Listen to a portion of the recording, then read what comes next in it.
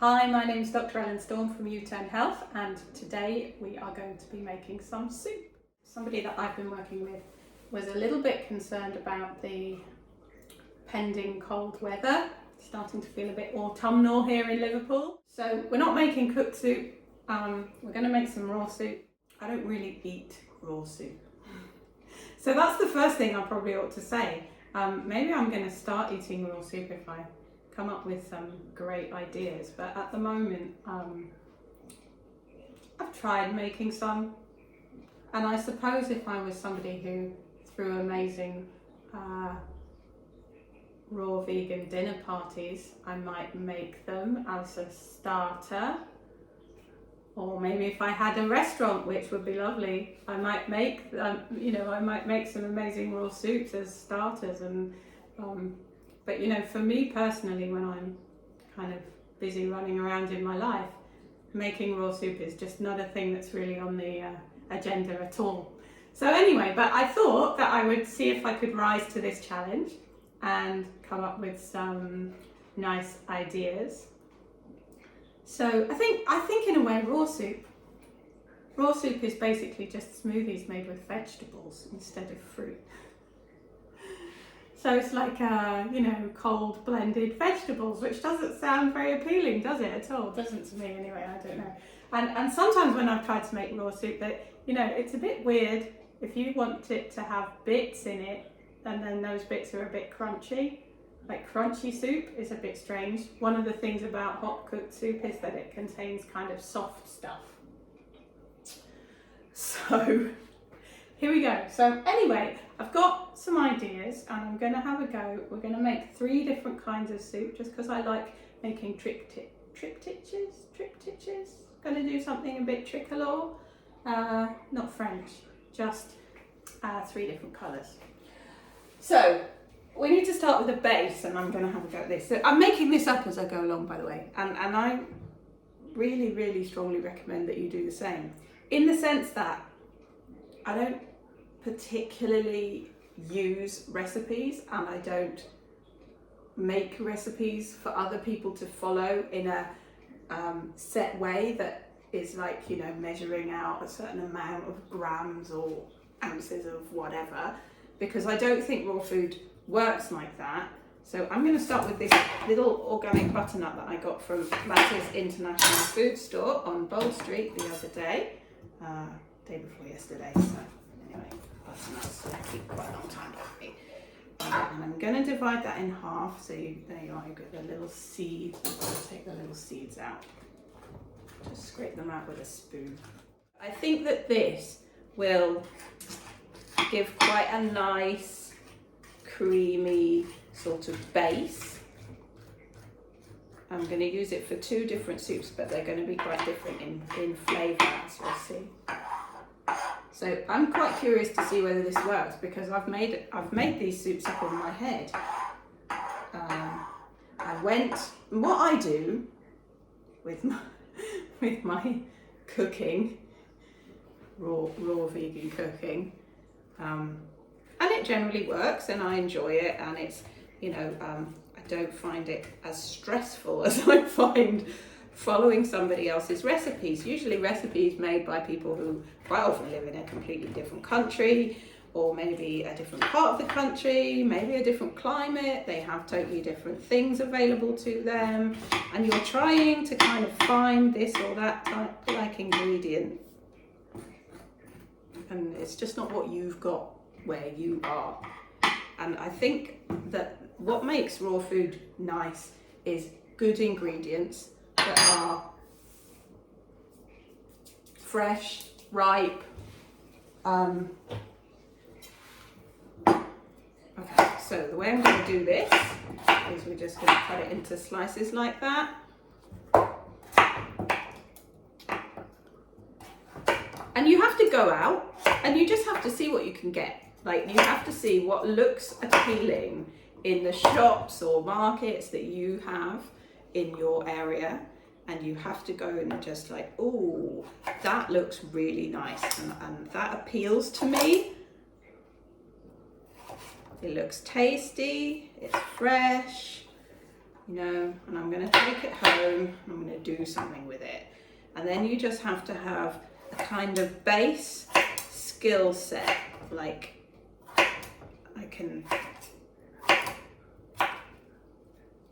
decide what I'm going to do with it. And you know what, it's going to taste great because you've got good ingredients. The rest of it, yeah. Okay, so as you can see, I have cut up my butternut. I've divided it into 2 piles. We're going to put one over there because we're going to use that for the second one. And we're going to put this one in the blender. I think the other thing when it comes to raw food soups and all kinds of other recipes as well is that less is more. So we want to keep it relatively simple. I'm going to pop that to one side for a minute and then we're going to put in the rest.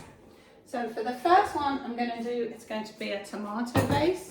So I've got some amazing, these really, they smell amazing. These fine tomatoes they kind of caught my attention in the shop. I was like, what can I make with these?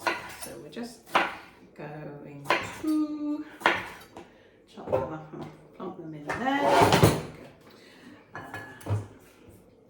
And I kind of think, especially when you're using fresh tomatoes in soup, they can go a bit kind of, what's the word? It's not gloopy exactly, but it's not smooth either. And I kind of want a sort of slightly chunky texture to this soup. So I'm going to hold back 2 tomatoes. I'm going to put 3 in and blend them. And then I'm going to chop 2 up into sort of small pieces. So this soup is going to have some chunks in it. Okay, so this one, I think one of my favourite soups when I used to make cooked soup was like a tomato and red lentil, sometimes maybe sweet potatoes, and you do it with your onions and your garlic. I want this one to have a bit of flavour to it. So we're going to put in a little bit of garlic, a little bit, I've got a shallot, and a little bit of fresh chilli. Because I do like my spice. But I'm going to take the pips. I'm going to take the seeds out. So we'll just bob that in there. You'll find with raw food, especially with garlic, you don't need anything like as much as you would if you were cooking. Like probably this is quite a lot of garlic actually. This is just 1 clove that's come off. It's the first one that came off. Might be too much. I might put half in and then we'll taste it, and I think I'll do the same with the chilli and then we'll decide. So again, you can kind of blend it, taste it, see if you like it or not. That's making me cry a little bit. I'm going to put those aside for a minute, and I'm going to put a little bit of the shallot in whole as a sprinkle again. Woo, excuse me, that's quite strong. Okay, so here we go. We're going to blend it. This is my trusty old Vitamix. It's 8 years old. It's still going strong. It's amazing. I love it. This is distilled water from this thing here. We're going to pop a little bit of that in there. I think that's probably as blended as it's going to be. Okay, it took a fair bit of blending, but it's getting rid of the crunchiness. That's really good. It definitely doesn't need any more garlic. So literally, I have put into that half a clove of garlic. And I've put in the end a piece of chilli that size. And about 1/4 of a shallot. So not a huge amount, and nothing like I would usually use if I was cooking this. Okay, so that one, we're going to pop it in the bowl. And we're going to add 1 chopped tomato. We don't have to do that. I'm going to do that because I'm just going to try it and see what that looks like.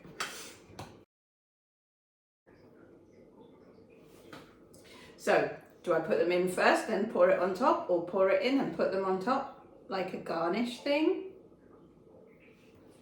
I'm going to do half and half. I'm going to put like some a little bit in the bottom, which you won't see that bit, but you'll get to eat it, you know. And then I'm never quite sure how to get rid of the bubbles. I'd like to know that. If anyone knows how to get rid of the bubbles. I suppose you could strain it. I think I've overfilled my bowl. I might need a new bowl.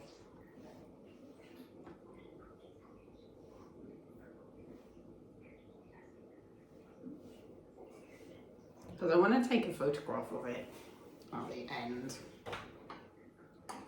So here we go, I made a mess of that. Let's take off the froth. Do you know what? I don't think this soup is very sociable. It's really garlicky. Fortunately, I'm going to be spending the rest of today all by myself painting my dining room wall. So it doesn't really matter too much today. I do have to go to work tomorrow. There we go. So I should really probably be painting my dining room wall now, but I'm not. Okay, so we've got some shallots and we've got some tomatoes. I'm going to put some of these on it because I got these as well, so I really like these. Which ones shall we have? There's alfalfa sprouts, China rose radish, which I really like. They would be pretty. They're kind of a little bit purplish. So I like those. I'm going to put some of those on top. Like that. There we go. And then I'm going to put some pepper.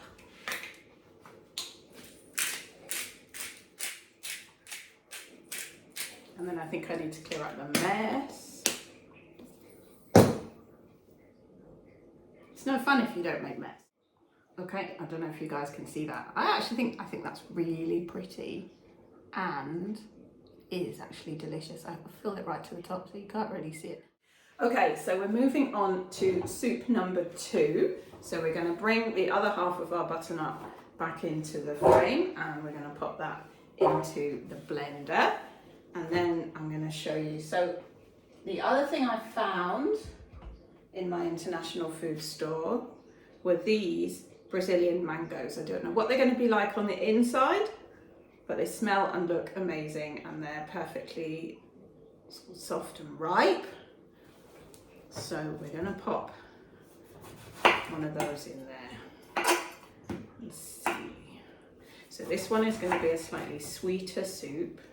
It's going to have a completely different kind of flavour palette. I'll just use the spoon.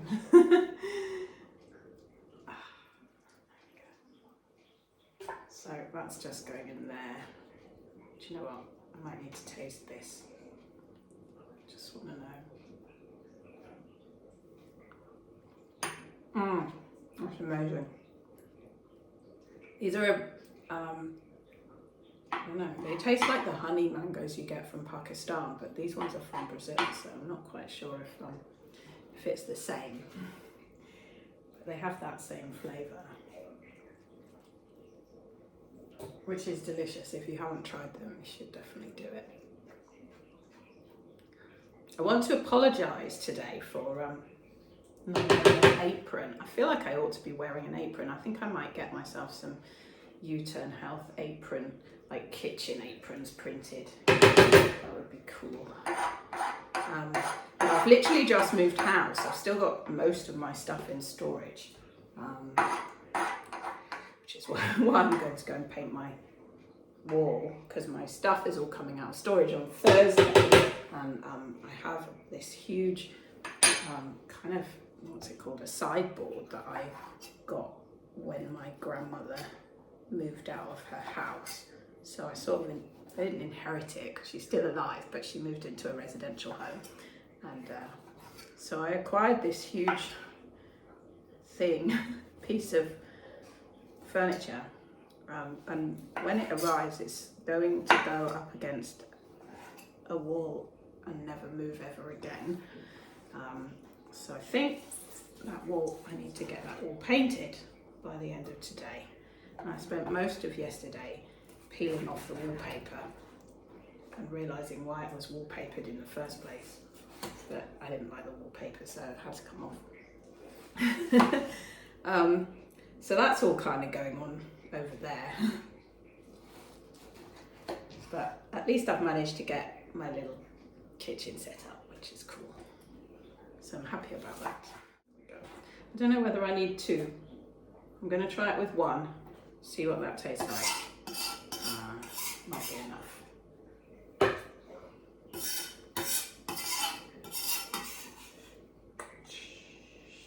we go.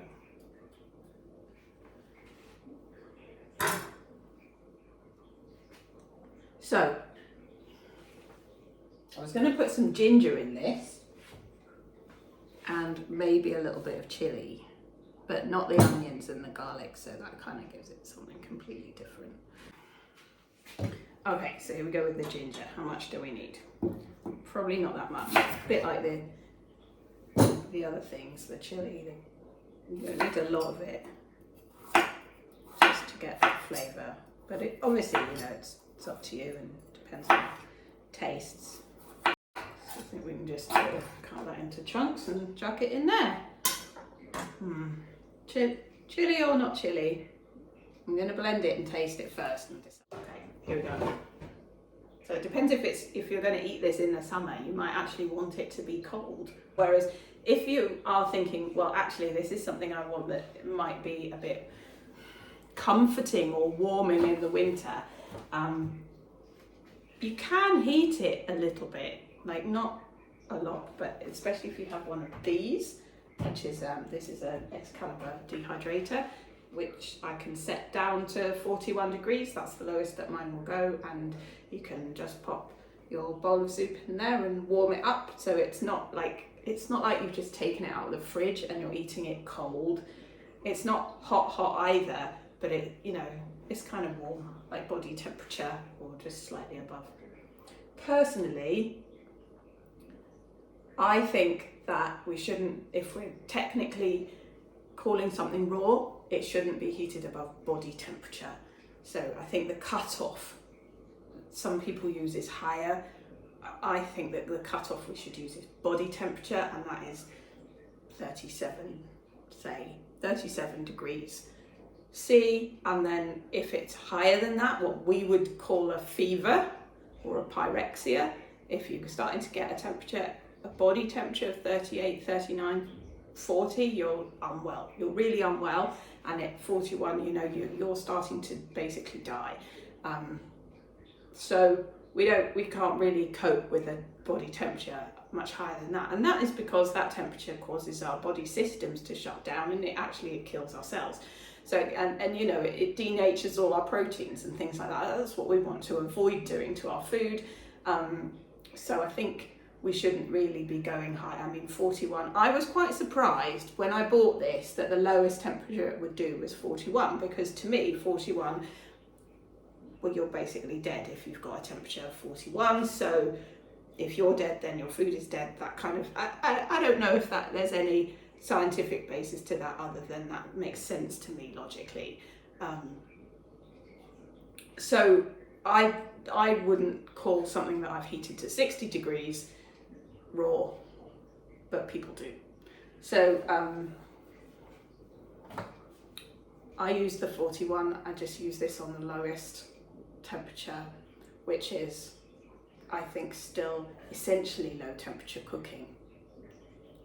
It's low temperature cooking. It's not as bad as if you boil it, and it's much less bad than if you bake it or roast it, but it's, you know, it would just understand that is the point at which those processes start to happen and the food begins to be altered. Right, let's do it.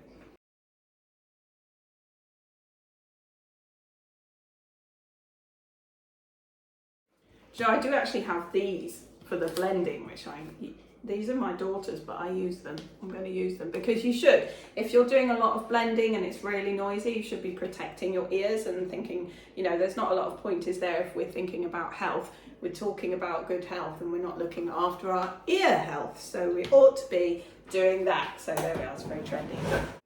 That smells amazing. Let's try it. Wow. It's very gingery. I think I put a lot of ginger in there.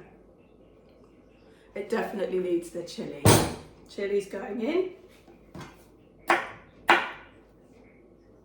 And it also needs some more water because it's a bit gloopy. It's got that, ooh. You can smell the chilli.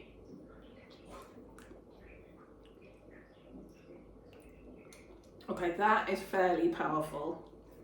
And it's a beautiful colour, look at that. I think it needs to be, this one needs to be more towards the liquid end, I think. Like, it's not baby food, it's soup. My daughters like to eat soup that resembles baby food. They want me to, you know, that you can kind of eat with a spoon. I mean, you do eat soup with a spoon, but you know, it's not a liquid. I'm hoping that's going to be enough. This one, do you know,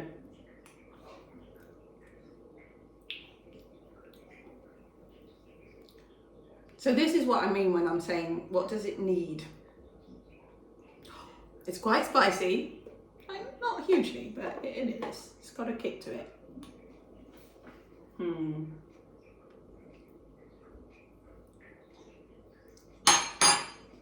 It needs something, this does, to make it sort of more soupy. I'm going to try this. I might regret this, but I'm going to pop in a handful of these. These are shelled hemp seeds. I might just give it that little bit of creaminess that might make it a little bit more soupy. Yes, I think that worked. That definitely was good. That was a good call.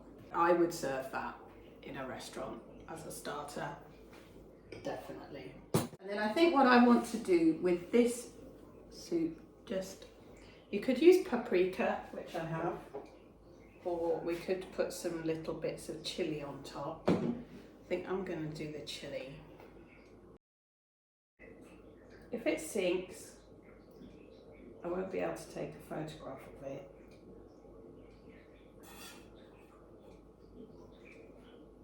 I mean, if it sinks from the top while I'm making the third soup. That's pretty. Here we go. I'll try and show you that one. There it is. That is an amazing colour. Should we put it there? I'm going to put it where you can see them.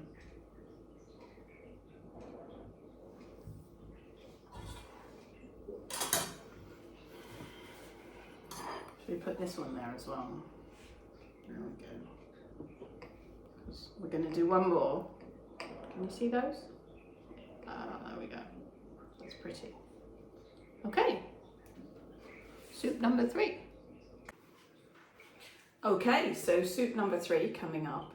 But I do just want to say something about the issue of hot food in winter before we move on, because if you're cold in winter, you could drink some hot water.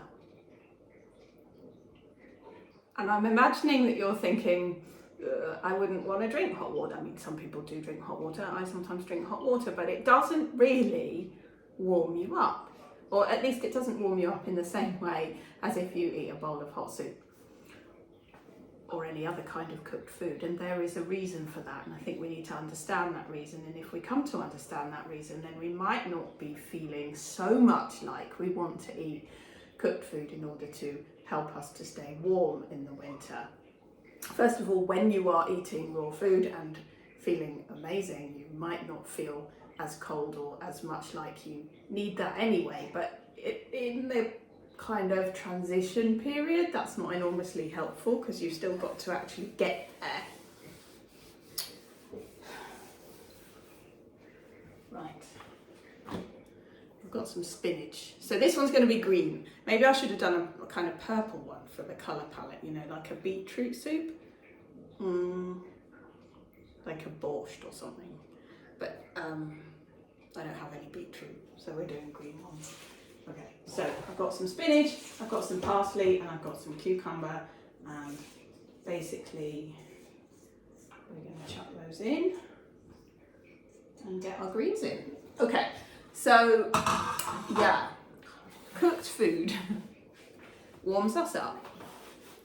It doesn't just warm us up because we eat something warm and something warm goes into our intestine.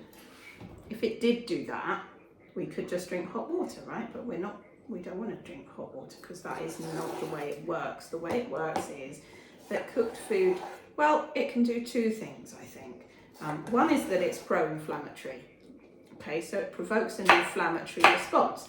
So what is an inflammatory response? Well, let's say you cut yourself, you get a splinter in your finger or something like that, yeah, and your body has its ways of dealing with that. It has something called an innate immune system, and all these little cells that kind of rush into the space and start to try to sort out the problem.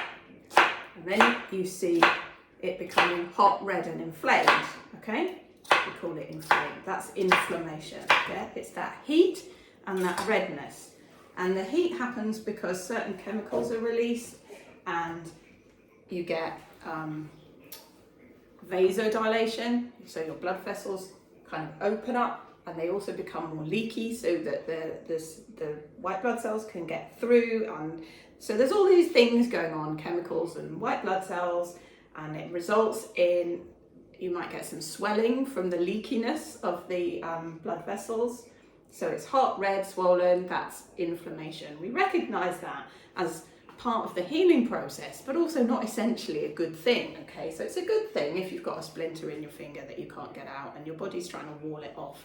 Or, you know, or you've got maybe you've cut yourself and some bacteria have got in there that shouldn't be there and your body's attacking them and it's trying to get rid of them, okay? So that's a good thing because that inflammatory process is trying to kill, essentially, the invading bacteria. That's really what it's trying to do. Or wall off the foreign object or whatever it is, it's just trying to make you safe again.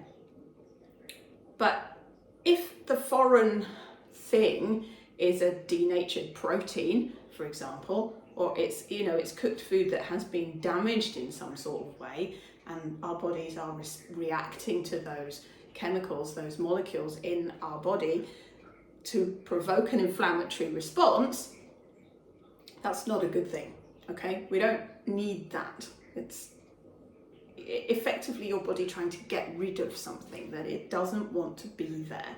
So if you're experiencing an inflammatory response as a result of eating cooked food, that's not a good thing. It's not good for your health. It's not good for your body. Your body is trying to get rid of something that you've put into it that it doesn't want to be there. So that's the first thing that can happen. The second thing that can happen is that cooked food can contain chemicals which have drug-like effects. And what that means is that they act on receptors on the surface of the cells to cause some kind of physiological effect.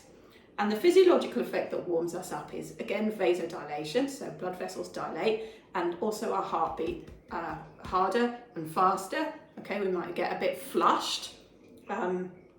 So those chemicals that act on our cardiovascular system in that kind of way, that are stimulant in some way, okay? They're stimulants to our cardiovascular system. They make our heart beat harder and faster. They make us feel a bit flushed, a bit like when you're in love, you know, and they might cause our blood vessels to open up a little bit so the blood gets in, and that makes us feel a bit warmer in our hands and feet, okay?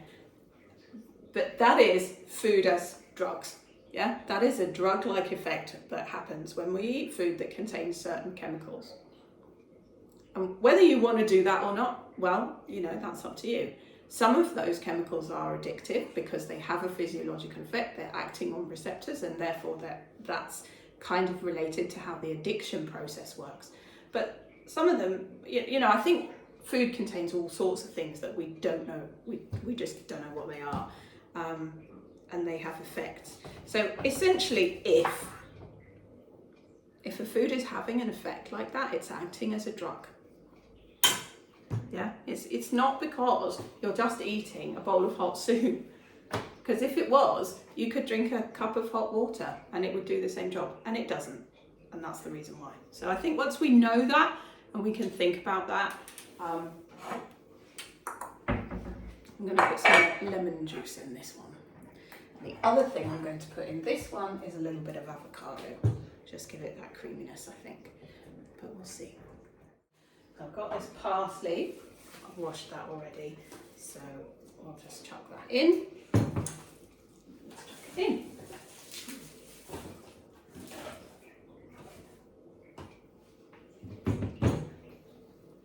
Make a more mess. Okay, that is very green. Look at that. It's very super green. Let's try it. What do I put in here so far?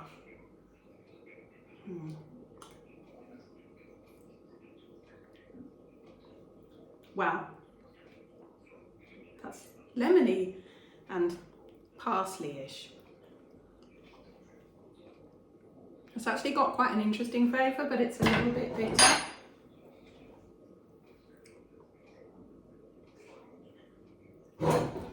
Let's try the avocado.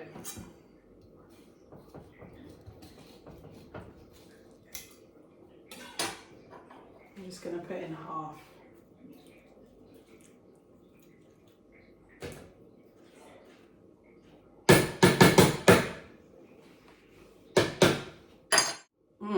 Okay. That is much better with the avocado. That is proper witch's broth. I think this would be good for Halloween.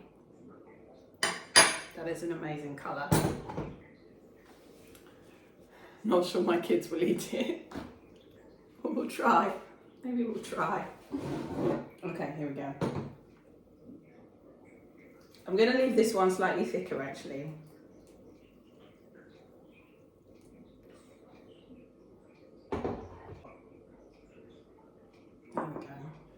So, there we go, like that.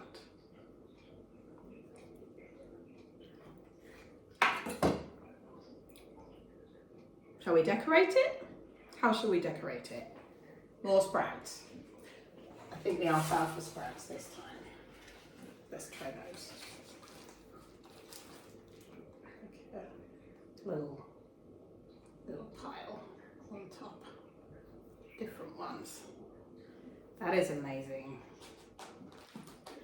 I have to eat all three of these now for my dinner, my lunch, and my dinner. Probably it's just going to last me all day. Okay, ta-da! 3 soups, just like that.